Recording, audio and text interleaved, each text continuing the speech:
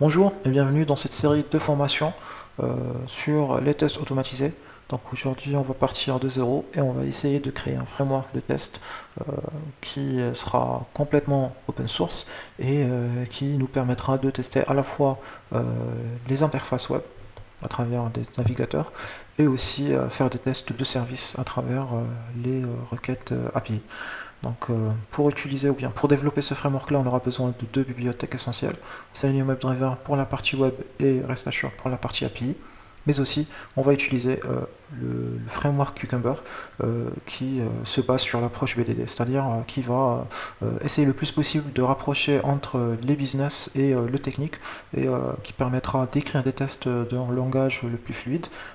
Mais aussi ces tests-là permettront d'avoir et de servir de documentation des nouvelles fonctionnalités ou bien des fonctionnalités qui existent en général, et aussi nous permettra d'avoir des rapports très constructifs et lisibles, à la fois pour les développeurs qui auraient besoin de détails techniques et pour les business people, que ce soit un data analyst ou un business analyst, un product owner ou peu importe la personne qui va lire les rapports. Donc ça devrait rapprocher le plus possible entre ces différents contributeurs et permettre d'avoir un référentiel de test très simple et très accessible. Donc avant de creuser un peu plus dans le framework et dans la technologie du framework, on va tout d'abord préparer notre environnement et comment on va développer en Java. Donc on aura besoin d'avoir certains prérequis, parmi lesquels le JDK. Le JDK, c'est le Java Development Kit. Donc on aura besoin de vérifier que notre machine est bien configurée pour pouvoir compiler et débugger le code Java. Et pour faire cela, alors c'est très simple, à partir de la console on peut envoyer la commande java-version. Donc si cette commande retourne un numéro de version, donc c'est bon, Java est bien configuré et installé sur vos machines. Sinon si ça retourne un résultat du type Java n'est pas reconnu tant que commande interne, donc dans ce cas là il faudrait aller chercher à l'installer, le configurer sur vos machines. Donc tout d'abord on va télécharger Java, je vais vous laisser les liens dans la description. Donc on va partir sur la version 8 du Java. Normalement ça devrait être celle-là. Si vous avez le 64, donc voilà, il faut s'assurer qu'on télécharge bien la version 64. Sinon, on va partir sur la version 86. C'est suivant notre processeur. Alors, pour commencer du coup, comme je viens de dire, on aura besoin du JDK, mais on aura aussi besoin d'un IDE, c'est-à-dire un Integrated Development Environment, c'est-à-dire un environnement de développement qui regroupe à la fois les outils permettant de débugger, de compiler le code, de parcourir les lignes de code, c'est-à-dire un éditeur de texte aussi pour écrire le code. Enfin, c'est un outil qui regroupe plein d'outils, c'est un outil qui regroupe plein d'outils, et qui fait en sorte d'aider le développeur à avoir une meilleure productivité, à avoir tout ce dont il aura besoin dans un seul environnement. Donc là je vois que le JDK est bien téléchargé. Je vais essayer de l'installer. Normalement vous aurez une prompt command qui va s'afficher pour confirmer que oui. Et ensuite on lance l'installation. J'ai toujours tout qui passe par notre moniteur. Donc voilà, c'est pour ça que je suis obligé à aller tirer à chaque fois vers la droite. Alors voilà, pour l'IDE, nous on va utiliser IntelliJ, je vais vous montrer tout à l'heure. Donc la première partie de l'installation du Java est terminée. Là, il faut configurer normalement.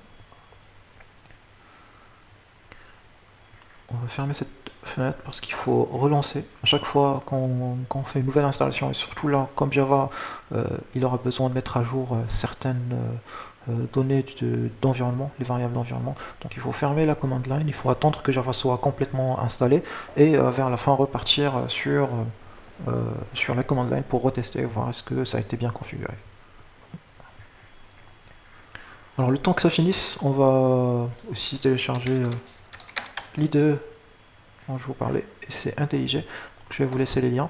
Vous pouvez partir sur n'importe quelle IDE de votre choix, que ce soit Eclipse, NetBeans, enfin peu importe, c'est pas important. Mais l'essentiel c'est que vous soyez capable de l'utiliser et que vous puissiez suivre de la même manière notre cours de formation. Et nous on va se baser sur IntelliJ parce que je le trouve très ergonomique, très simple et ça fait gagner beaucoup plus de temps. Donc voilà, Java, ça s'est installé correctement. Je vais relancer ma commande pour vérifier si c'est le cas. Donc voilà, vous voyez que maintenant j'ai la version 1.8 qui est installée de Java sur ma machine. Donc voilà. Ça c'est bon.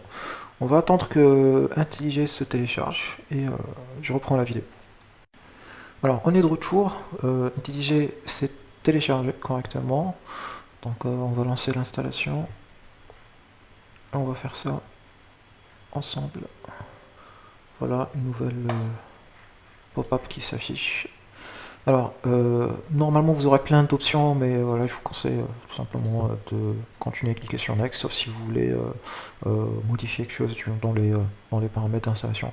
Mais par défaut, tout ce qui est déjà préconfiguré, c'est déjà pas mal. Vous n'aurez pas vraiment besoin, vous n'aurez pas besoin de changer quoi que ce soit. Le plus important aussi, c'est la partie qui vient après l'installation de IntelliJ, c'est-à-dire la configuration, parce que là, on va installer les outils, mais il faut configurer ou préconfigurer derrière certaines choses qu'on va voir ensemble.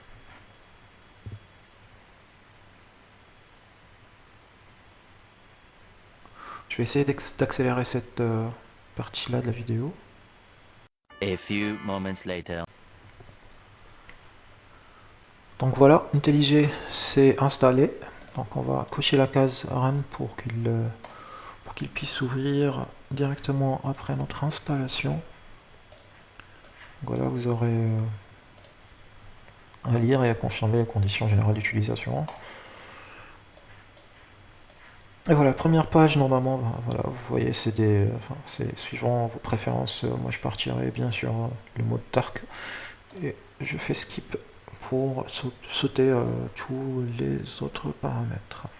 Donc voilà, normalement quand vous allez ouvrir votre IntelliJ pour la première fois, ou bien après avoir confirmé, ça va vous ouvrir cette interface. Alors je vous conseille, avant de créer un projet, on va partir sur la partie plugins. Et là, voilà, vérifiez que vous êtes bien sur le marketplace et vérifiez et chercher le mot Cucumber. Donc on va chercher Cucumber pour Java parce qu'on va installer ce plugin. Et normalement ça nous donne un message comme quoi on aura besoin également d'installer le Gherkin plugin pour utiliser le Cucumber. Donc voilà, vous cliquez sur installer. Et ensuite Restart IDE. Donc là vous redémarrez IntelliJ.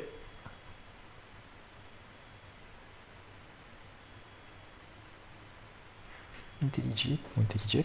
Donc voilà, là tout est bon, tout est en place, on a bien installé et préparé notre environnement. Donc je vous donne rendez-vous à la vidéo suivante pour qu'on puisse commencer la création d'un nouveau projet.